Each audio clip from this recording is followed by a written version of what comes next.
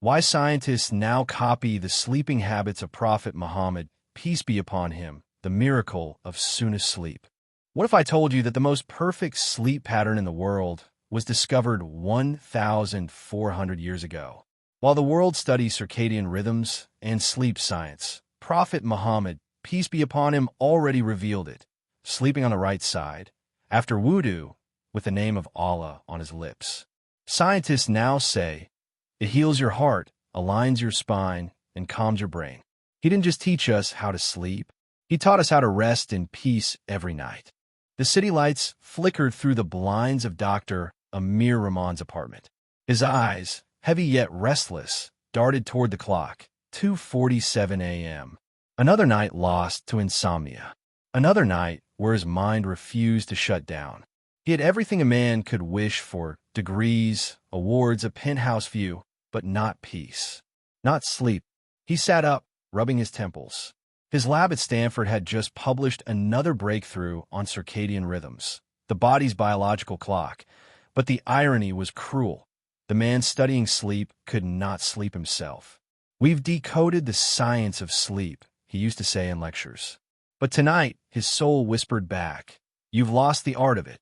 Scrolling through his phone, he found himself on a video titled, "How Prophet Muhammad, peace be upon him, slept." He paused. He wasn't a religious man. He had left faith behind years ago after his father's death. But something about that thumbnail, a man sleeping peacefully on a simple mat under moonlight, made his chest tighten. He clicked play. The voice in the video was calm, soothing, narrating from the hadith. The Prophet, peace be upon him, used to sleep on his right side, placing his hand under his cheek and saying, "Bismika Allahumma amutu wa ahaya." Amir's eyes narrowed. He whispered, "Right side? Hand under cheek? That sounds precise." The narrator continued. He would avoid sleeping on his stomach, saying that it is the way of the people of hellfire. He would sleep early after Isha and wake up in the last part of the night for Tahajjud. Amir chuckled bitterly. "Early sleep, early wake, sounds old-fashioned," he muttered. But his scientific mind itched. Why the right side? Why not left? Why not stomach? He opened his research database. Within minutes, papers filled his screen. Cardiac stress, pulmonary compression, neurological rest positions, and a shocking pattern emerged. Sleeping on the right side reduced pressure on the heart. It improved lymphatic drainage. It allowed the stomach to rest naturally, aiding digestion. Studies showed it even enhanced memory retention by aligning brain flow during sleep cycles. Amir leaned back, stunned. How could someone in the 7th century know this?" he whispered. He dove deeper, now obsessed. The Prophet, peace be upon him, slept on a firm mat, not a luxurious bed. Modern research showed firm surfaces align the spine and reduce back pain. He avoided eating heavily before sleeping. Modern medicine confirmed that late-night meals disrupt metabolism and cause reflux. He performed wudu before bed. Science revealed that washing with water calms the nervous system and reduces stress hormones. Each discovery shook Amir more. He recalled his own routine: coffee at midnight, scrolling social media until 2 a.m., collapsing onto a memory foam mattress. He was breaking every prophetic rule. At dawn, while others slept, Amir sat by the window, the call to prayer faintly echoing from a nearby mosque. He hadn't heard Adhan in years, not since his father used to call him for far as a boy.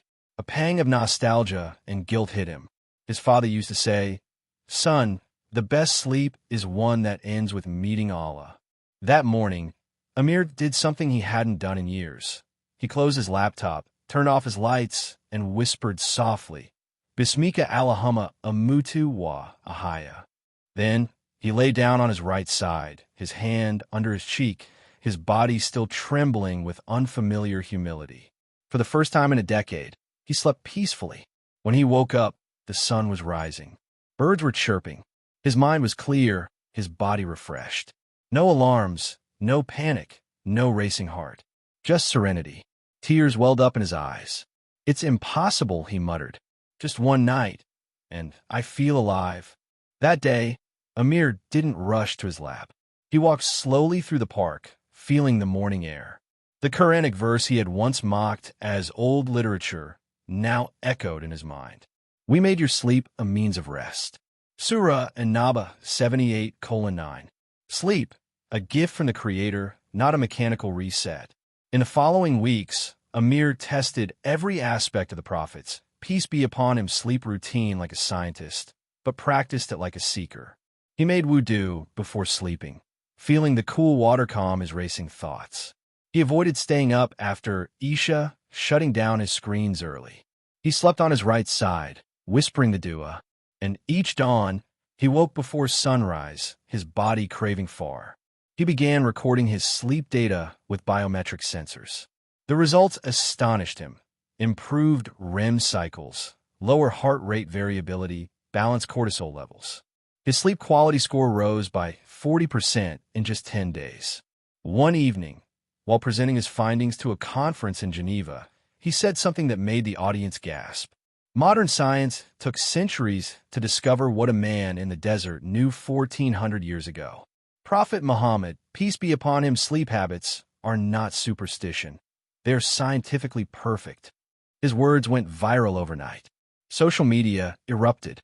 Scientist confirms Prophet's sleep habits heal the body. Read the headlines. He was invited to podcasts, TV shows, and university panels. Yet, amid the fame, Amir felt something deeper changing. His heart was softening. He began reading hadith not as historical text, but as living wisdom. Every instruction seemed to align with a scientific truth, but beyond science, it healed something unseen. He remembered one night, feeling particularly emotional, saying aloud, "Ya Allah, I understand the science. But what is this peace I feel?" He opened a Quran his mother once gave him. His eyes landed on those who believe and whose hearts find rest in the remembrance of Allah. Verily, in the remembrance of Allah do hearts find rest. Surah Ar-Raid 13:28. That verse shattered his composure. He fell into sujud, crying. He realized sleep was never just physical rest. It was a nightly surrender to Allah. From that night on, he never went to bed without wudu or dua, and his insomnia gone forever. Months later, Amir founded a global research initiative called Sunnah Science Project, bridging Islamic tradition and neuroscience. Their motto, faith first, science follows. They published studies proving how Sunnah sleeping habits reduced anxiety, improved cardiovascular function, and even stabilized emotions. Western universities began quoting hadith in their journals. One night, after a long day of work, Amir sat by his window, watching the moon rise. He remembered the words of the Prophet, peace be upon him. When one of you goes to his bed, let him dust it, then lie on his right side and say, Bismika Allahumma amutu wa ahaya. He smiled, whispered the same dua, and closed his eyes. The world outside buzzed with technology, progress, and ambition. But Amir knew true progress was returning to divine simplicity. Sleep was no longer his escape. It was his meeting with peace. As he drifted off, his heart whispered a final thought. He, peace be upon him, didn't teach us how to sleep to make us comfortable. He taught us how to sleep to remind us who wakes us. If this story moved your heart, remember, every sunnah is a miracle waiting to be lived. Don't just scroll, practice one tonight.